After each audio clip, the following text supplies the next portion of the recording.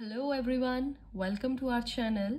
Today we will discuss the very important topic of the Code of Criminal Procedure 1973, that is charge.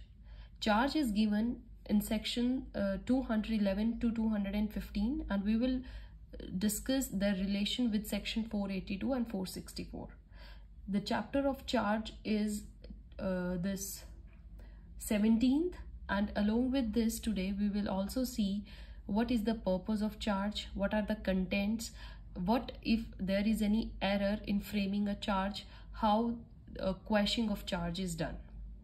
So we will discuss today a very new topic. Pay your all attention, and we will make 3-4 videos of this topic because it's a very vast one. So let's start the topic. Charge. Why should charges be framed? क्यों हम बनाते हैं? देखिए, it is the stage just before the trial. जब trial शुरू होता है तो उससे पहले जो स्टेज होती है that is charge framing, and in that process accused has to give a defence देना होता है. So he should know for what offence he is held liable. Unless tell actual points what defence would he take. अगर उसको यही नहीं बताया जाएगा कि उसको किस ऑफेंस के लिए पकड़ा गया है तो वो अपना डिफेंस कैसे प्रिपेयर करेगा. तो ये उसका एक बेसिक राइट है और एक ये ड्यूटी बनती है अथॉरिटीज पर to tell him for what reasons he is being charged upon. If he is willing to take defence then he may plead guilty, right, and then the process of trial begins. So charge includes any head of charge. When the charge contains more head than one, it becomes a complete offense. So, अगर आपको proper meaning पूछा जाएगा बच्चे, you have to tell a charge is an allegation imposed against an accused. charge लगा देते हैं ना, तो it's a kind of allegation जो accused पर लगाई जाती है. As per Wharton's law lexicon, charge means to prefer accusation against someone. When a police officer gives a police report, जब 173 CRPC के अंडर एक पुलिस रिपोर्ट दी जाती है recommending prosecution, it is called a charge sheet. उसको charge sheet बोला जाता है police report को. क्यों उसको चार्ज शीट बोला जाता है? क्योंकि उसमें एलिगेशंस लगाए गए हैं एक्यूज पर कि उसके ऊपर क्या क्या चार्जेस बनते हैं. Okay, so it's a statement of specific offence.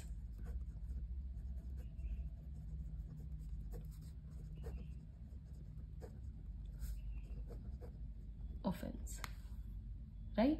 Now we will see what is the purpose of charge. charge का क्या purpose होता है? देखिए, charge is framed and is read over and explained to the accused primarily as a measure of natural justice. तो है ही है कि उसको natural justice के लिए ये बताया जाता है. As charge framing is at a stage just before the commencement of trial and the accused shall be clearly told as to what in the exact offense for which he is to be tried so that he can take an effective defense at the trial. ठीक है, उसको ये proper बताया जाना चाहिए कि उसको further किस बेसिस पर, किस एलिगेशन पर ट्राई किया जाएगा, and simultaneously he can also make his defence. So at the stage of charge framing, except the summons cases, the court conducts hearing between the parties and on the basis of whatever material is available, charge is framed with respect to the offense which the accused appears to have committed. ठीक है, सिर्फ summons case को छोड़कर बच्चे, otherwise जिस भी case के basis पर एलिगेशंस लगी हैं एक्यूज्ड पर, तो उसको और द ऑपोजिट पार्टी को एक जगह बिठाया जाता है, उनकी हियरिंग होती है और प्रॉपर उस हियरिंग में ये किया जाता है कि जो प्रॉपर चार्ज एक्यूज्ड के खिलाफ बन रहे हैं उनको फ्रेम किया जाए. So that hearing is properly done for framing the charges upon the accused for the offenses he has committed. So it's a requirement of natural justice that all particulars, that is जो name है offense का, उससे related section number कौन सा है, law कौन सा होगा, the name of the victim or the description of the thing, place, time, date, offense, and if required manner of committing the offense shall be stated to the accused in the charge so as to enable him to take effective defense. तो जितने भी necessary particulars होंगे बच्चे वो आपने accused को बताने जरूरी हैं उस hearing में, right? So purpose is to inform the accused about the offense he is charged with, so that he or she on defend him or herself and answer. The legal provision regarding charges are embodied in chapter 17, जो अब हम करने वाले हैं charges के, right. सो requirement क्या होनी चाहिए, जो एक्यूज्ड, जो ये चार्जेस लगे, एलिगेशंस लग रही हैं, ये क्या होनी चाहिए, प्रिसाइज होनी चाहिए. Then they should be specific, they should be clear and framed after inquiry. एक प्रॉपर इंक्वायरी के बाद ही वो फ्रेम होनी चाहिए. चार्जेस के लिए एक प्रॉपर हियरिंग होती है एक्सेप्ट समन केसेस, और उसमें एक्यूज्ड को प्रॉपरली बताया जाता है कि उसके ऊपर क्या चार्ज लगा है. ठीक है बच्चे. It is also essential that upon charge framing the charge shall be read over and explain to the accuse and his plea of guilt shall be taken, right? So the punishment section has to be mentioned and not the definition section. जिस section में उसको punishment मिली है वो जरूरी उसको बताना है, ना कि definition section. So manner of commission of offense ought to be stated कि किस manner में उसने offense किया है. They have to state only that part which seems to be false so that direct question could be purported. ठीक है. false evidence के case में सिर्फ false related question इसको बोला जाए. Since nothing is proved that the court believes, then the offense committed or not, the statement is written. Statement जो भी होगी वो सब written form में होगी. तो सबसे पहले let's discuss our section 211. 211 talks about the contents. ठीक है बच्चे. contents कौन कौन से होते हैं चार्ज में. You have to state the offense with which accused is charged. तो आपको सबसे पहले तो offense बताना है. Then it's if specific name available, the same shall be used. उस offense के लिए जो proper name है वो name आपको बताना पड़ेगा. specific name like theft, okay, abduction, criminal conspiracy, rape, murder. So ये एक proper name है, उस name के साथ ही उसका offense बताया जाए. If no specific name, then offense must be stated in courts, in notice में देना चाहिए. The charge should mention the law and the section of the law against which the offense is said to have been committed. The fact that the charge is made equal to a statement, then all the conditions constituting the offense had been fulfilled in the particular case. The charge shall be written in language of the court. ठीक है. जो charge होगा वो court की जो language है उसमें written होगा.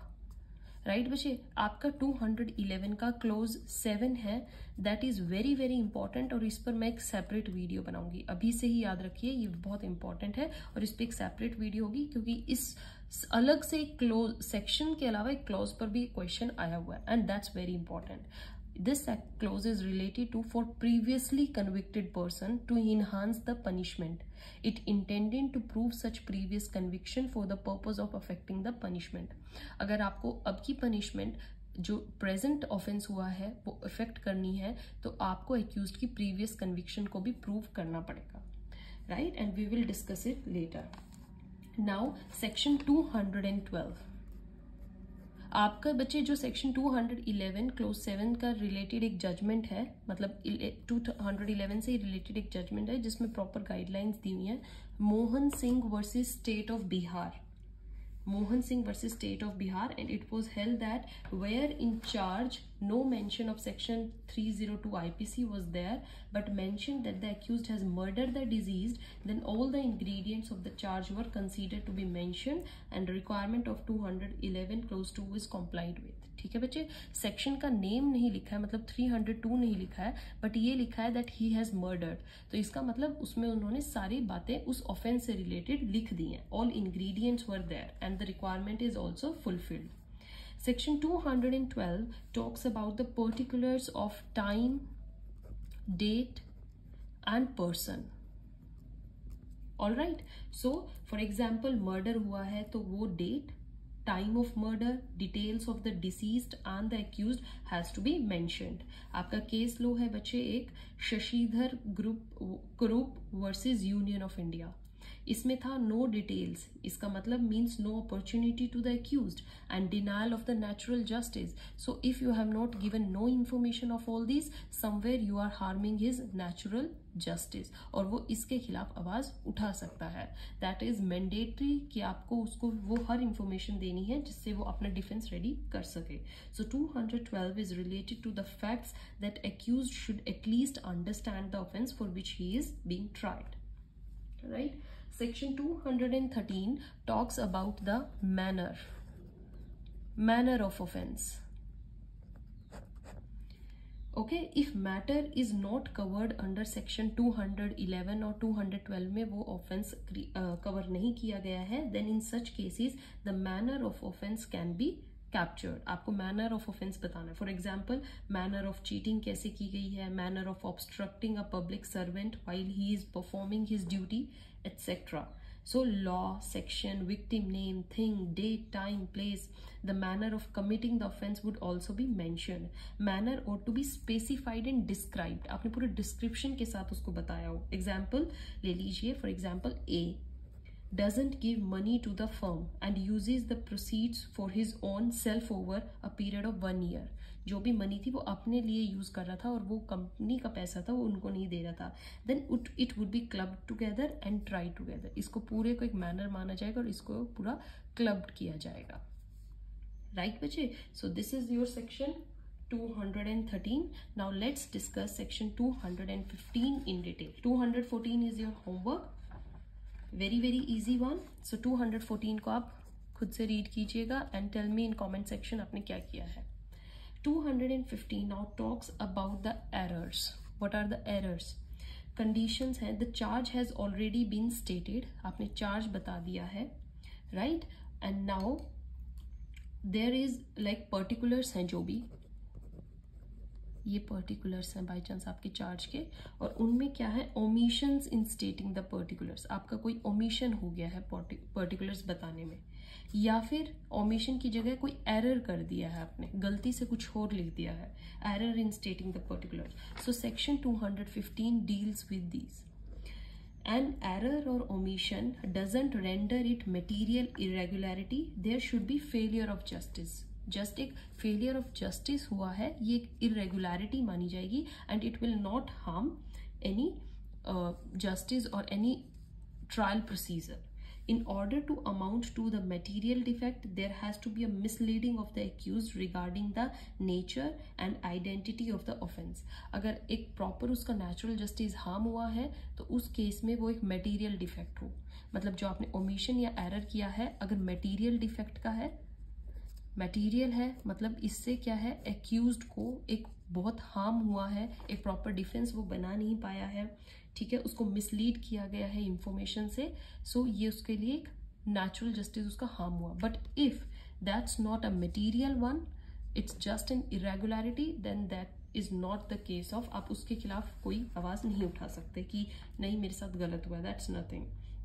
And also a consequence of that, there should be failure of justice. Material defect से उसका failure of justice दिया हुआ, that is accused was not able to take effective defense in the case. So this burden of proof will lie upon the accused to prove the above. अगर कोई omission या error है तो burden of proof किस पर lie करेगा, accused पर. accused को बताना होगा कि there was a material defect या material omission थी, material error था जिसकी वजह से I was not able to prepare my defense, या मुझे मिसलीड किया गया. Right now let's see how they are related to section 482 and 464. First we will discuss section 464. 464 में क्या था बच्चे, ये एरर से ही रिलेटेड है. 2 things are talked of. First, charge itself was not framed. Omission in the framing of charge, charge के ही framing में ओमिशन की गई. एंड सेकेंड, चार्ज तो फ्रेम हो गया but there was an irregularity in stating the particulars. ठीक है, 2 तरीके से ओमिशन हो सकता है, या तो ओमिशन चार्ज में ही हो जाए या फिर ओमिशन पर्टिकुलर्स में हो जाए. ठीक है बच्चे, ओमिशंस या तो पर्टिकुलर्स में या फिर चार्ज में. तो इस केस में क्या होगा, irregularity relating to the charge, procedural irregularity. Procedural irregularity means charge not read over in different manner, language या explain नहीं किया गया, there was not taken a plea of guilt, no hearing on charge framing, misjoinder of charges हो गया. तो ये सब related है charge से.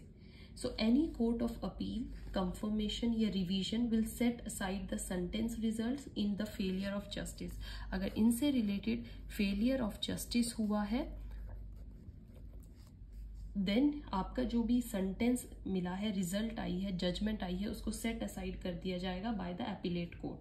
And if there is no failure of justice, then it won't set aside. तब आपका जो आपको punishment मिली है उसको set aside नहीं किया जाएगा. One has to prove that there is failure of justice, right? So there was irregularity, not able to take effective defense, या there was failure to justice to me. तो accused को ये defence देना पड़ेगा या ये बताना पड़ेगा अपीलेट कोर्ट में कि इन रेगुलरिटी की वजह से मेरा फेलियर ऑफ जस्टिस हुआ है, मुझे हार्म हुआ है या मैं अपना डिफेंस नहीं कर पाया.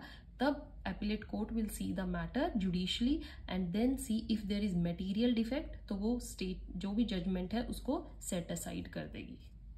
So after setting aside, it will remand the case to the trial. फिर से case trial के लिए भेजा जाएगा trial court for hearing again, and it will require the trial court to frame charge and conduct trial फिर से freshly. समझ में आया? So if any procedural irregularity, then you have to set aside and remand to the trial court after making correction, hold the trial. Example, you can allow the examination of some witness, evidences, some aspects. Okay, this is, but you have to start the trial afresh. One, on recommending the trial, fresh trial, it means a de novo trial.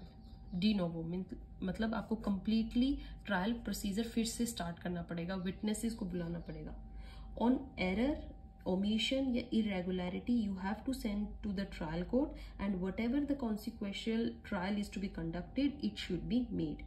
If the court is of the opinion that no valid charge could be framed, and court would see that if the material is sufficient, then trial would commence the trial, and if not, then it will discharge the case. अगर लगता है कि charge ही नहीं बन रहा तो उसको वहीं पर डिस्चार्ज कर दिया जाएगा. But if they see that yes there are material evidences जिससे चार्ज बन रहा है, they will start the trial again. If in trial certain facts are proved and the higher court finds that no charge should have been framed also altogether, the trial court should not have started the trial. Appellate court would quash the conviction. Okay, conviction को वही quash कर देगी if they will see there is irregularity, कोई भी charge बन ही नहीं रहा था और उन्होंने जस्ट ऐसे ही बिना इरेगुलरिटी करके या मिसलेड कर एक्यूज्ड को अरेस्ट कर लिया, तो they will quash that conviction. Quashing की बात हम सेक्शन 482 में भी पढ़ेंगे. क्वैशिंग में क्या था? Effect of quashing the conviction would mean that charges should not have been framed all together. मतलब अगर आप क्वैशिंग द कन्विक्शन कर रहे हो, कन्विक्ट हुआ है एक्यूज्ड और उसकी कन्विक्शन को क्वैश कर रहे हो, इसका मतलब उसके खिलाफ चार्ज बने ही नहीं थे. In effect it is quashing of charge. Facts proved in the trial court, accused ought to have been discharged altogether, and the facts appraised was not required, you have to quash the conviction. मतलब दो तरीके की चीज हो सकती है. either you can quash the charge जिसमें charge बन ही नहीं रहा था, or you can say quash the conviction. Alright, so in the proviso of section 464, appellate court is of finding that on the facts which were proved in the trial, अगर trial court में जो facts हैं वो prove हो चुके हैं, there could not have been any charge preferred against the accused by the trial court, that is accused ought to have been discharged at the very stage of the charge framing in the trial court, then appellate court will order not only of setting aside the conviction, rather than quashing of conviction he order कर देगी. Quashing of conviction का मतलब है that not only the conviction has been set aside, rather charge also has been quashed, resulting into discharge of accused. Accused को completely bury कर दिया गया है. Right बच्चे? So this is all about the charge. Basic intro we have done. I told you about purpose of framing the charge. Contents क्या क्या होते हैं, अगर error होता है तो उसका क्या result होता है, quashing कौन कर सकता है, quashing किस basis पर की जाती है, quashing का result क्या होता है. So go through all these sections once. and stay tuned for the next video. In next video we will further discuss other provisions related to the charge. Very important topic is going on. Don't leave any video in behind, right? Goodbye. Thank you.